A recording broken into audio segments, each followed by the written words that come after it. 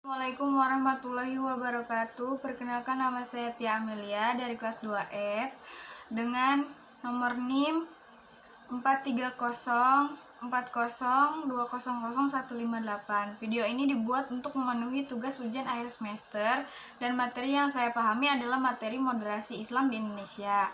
Pengertian moderasi Islam di Indonesia: kata moderasi dalam bahasa Arab diartikan al-wasathiyah. Secara bahasa, al-wasathiyah berasal dari kata wasat. Kata wasat ini didefinisikan wasatan dengan sawaun yang tengah-tengah di antara dua batas, atau dengan keadilan yang tengah-tengah, atau yang standar, atau yang biasa-biasa saja. Wasatan juga bermakna menjaga diri dari bersikap tanpa kompromi, bahkan meninggalkan garis kebenaran agama. Sementara dalam bahasa Arab, kata moderasi biasa diistilahkan dengan wasat, yaitu wasathiyah. Orang yang disebut wasit, kata wasit sendiri sudah diserap dalam bahasa Indonesia yang memiliki 3 pengertian. Nah, 3 pengertian itu, yang pertama penengah, pengantara, misalnya dalam perdagangan, bisnis, dan sebagainya. Yang kedua itu pelerai atau pemisah, pendamai antara berselisih. Dan yang ketiga, pemimpin di pertandingan. Yang jelas, menurut pakar bahasa Arab, kata tersebut merupakan segala yang baik sesuai objeknya. Di Indonesia, istilah moderasi Islam atau moderasi dalam Islam yang terkait dengan istilah Islam moderat sering dipersonalkan segelintir kalangan umat Islam sendiri. Bagi mereka, Islam hanyalah Islam, tidak ada moderasi Islam atau Islam moderat. Karena itulah istilah Islam wasathiyah yang Qur'ani bersumber dari ayat Al-Quran.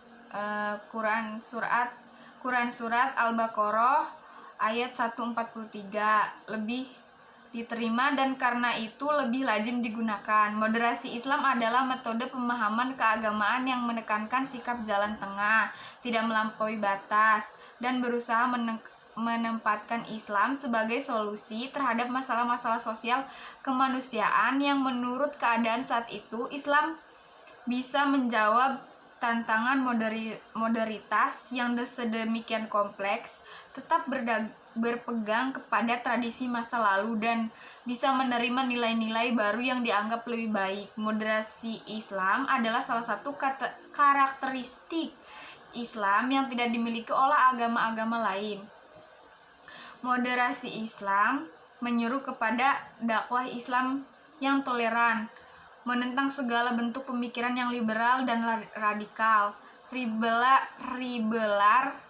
Liberal dalam arti memahami Islam dengan standar hawa nafsu dan logika murni yang cenderung mencari pembenaran yang tidak ilmiah. Radikal dalam arti memaknai Islam secara tekstual dan menghilangkan fleksibilitas ajarannya sehingga terkesan kaku dan tidak mampu membaca realitas hidup.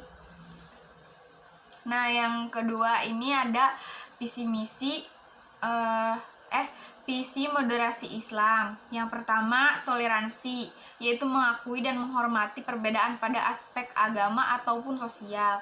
Yang kedua, ada mengambil jalan tengah, yaitu tidak mengurangi dan membebani ajaran agama. Yang ketiga, ada berkeseimbangan, yaitu pengamalan dan pemahaman agama secara seimbang.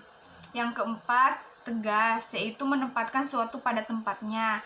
Yang kelima, ada terbuka, baik dengan kelompok atau aliran-aliran yang lain dalam Islam maupun dengan berbagai kalangan pemuka agama non-Islam.